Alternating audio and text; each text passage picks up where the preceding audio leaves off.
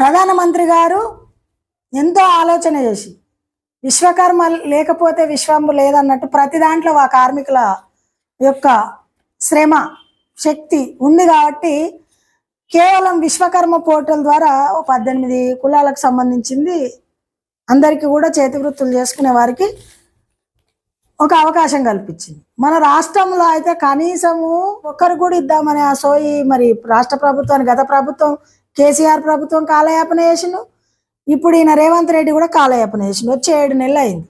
విశ్వకర్మ కౌశల్ ద్వారా ఇచ్చేటువంటి రుణాలని, అది సబ్సిడీ కాదు, రుణాలను అందరినీ ఇస్తే కొంత దీంతో అవుతారు కదా. కాబట్టి వెంటనే నేను రేవంత్ రెడ్డి గారికి ఒకటే చెప్తా ఉన్నాను, ఇది మాత్రం వెంటనే మీరు ఇంప్లిమెంట్ చేయాలి. మా వాళ్ళందరూ కూడా దరఖాస్తు చేసుకున్నారు, మాకు ఫోన్లు వచ్చినాయి, కానీ ఇంకా ఇస్తలేరు మీరు అని, దయచేసి వెంటనే ఇవ్వాలని చెప్పేసి నేను ఇది కూడా